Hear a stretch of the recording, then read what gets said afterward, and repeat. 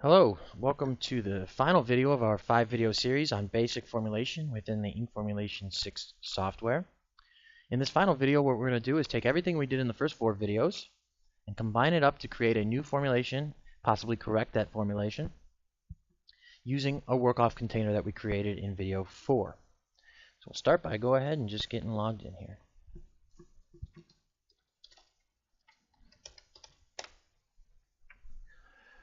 Okay. So if you weren't here for videos 1, 2, 3, and 4, essentially what we did is we created a Pantone 232. We made sure that it passed within industry standards under 2DE CMC. D52 as the light source. We did it on a C1S coated stock. We used that material to calibrate a thickness object and calibrate a substrate with the roughness factor. Okay, so here we are now. We took that container and we added it to the ink leftovers, our 100 grams that we have in the laboratory, and we're going to use that to try and formulate a new Pantone color. Alright, so just get started by clicking the formulation button, and we'll choose a PMS color. So in the first video I just randomly selected a color, and that's fine, but when we're using work-off we have to make sure that we stay in the kind of the realm of possibility. The 232 that we formulated was a reddish, purplish rhodamine color. I'm not going to try and formulate a Pantone 101 with a red as we'll work off. It's just not going to work. It's not realistic. So we're going to try and pick something that's kind of somewhere in the same color space. So a red, basically. Red or a dark purple, I suppose. Let's see what we got here. How about like a 184? So I don't spend too much time on this. I know a 184 will probably be doable. It's a lighter color, but that's okay. Let's select OK. We're going to use the substrate that we saved in our database in video 3. We're going to use the thickness object that we saved in our database in video 2. Skip over applications. And we're going to use the group selections that we created in video 1 to hopefully give us a good formulation. Before I move forward here, before I forget the most important step here, is this button. We want to use ink leftovers, of course, right? So this is the ink leftovers that we created in video 4. We have 9 pounds of this PMS 232, which we're going to attempt to use in the replication of this Pantone 184. Now we'll go ahead and ask it to give us a formulation. Okay, so there we go. It didn't give us a ton of options, but it did give us a couple options. So here we are, DECMC 0.36. It says we can get to that if we want to. I like it. We'll go with it. All right.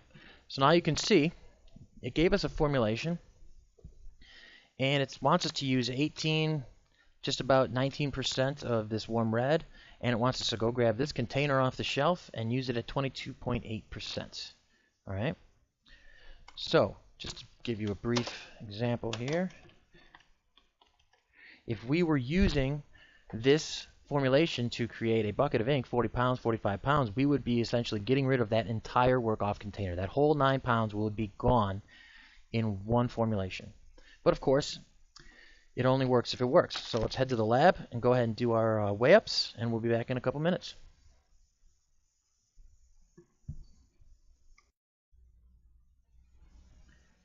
Okay, so I'm back from the laboratory. I've weighed up our 100 gram formulation here. I used the work-off PMS 232 that we created in video 1 of this 5-video series. And all that's left to do is check out if our formula matches. Okay. Also, might want to mention here that I used the 4.5 BCM volume that we calibrated in video 2, the ink film thickness. I'm going to go ahead and save this before we go any further. I have work-off formulas here, and I'm going to just take this and make sure everyone knows it's a work-off formula. Save recipe. Okay, so let's switch to our x-rite Color Quality 6 software.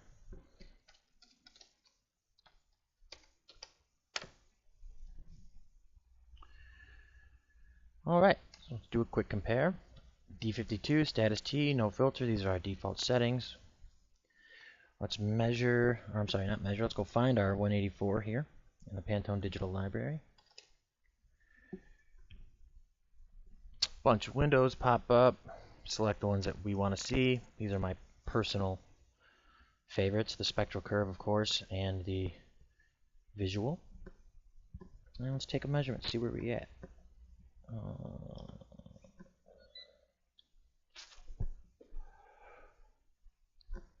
Okay, so a 1.72 DE CMC right out of the gate. So that's pretty good. Under a 2 DE is generally acceptable as a color match. I want to shoot around a little bit, see if I can do any better than that. 1.5, that's pretty good. So I think I'm just a little strong. It looks like I'm just a little dense. So what that means is if I reduce this back a little bit, I could probably get to a perfect DE or much lower, definitely under a 1. But I think I'm pretty happy with where we are. And I'm going to shoot over to my ink Formulation 6 software, and if this was a real-world environment, I would rather weigh up my material and get it ready for press. So I would do that by going down here, and let's just say I have 45 pounds. Okay, I want to weigh up a kit or a 5-gallon bucket and send it off to press. One thing I'm going to mention real quick is this cool feature here, this triangle.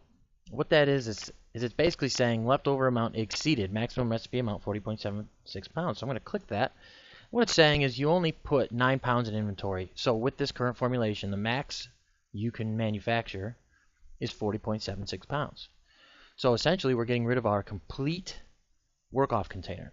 We just turned a 232 that we manufactured last week, and we turned it into a 184 for a completely different job within specifications.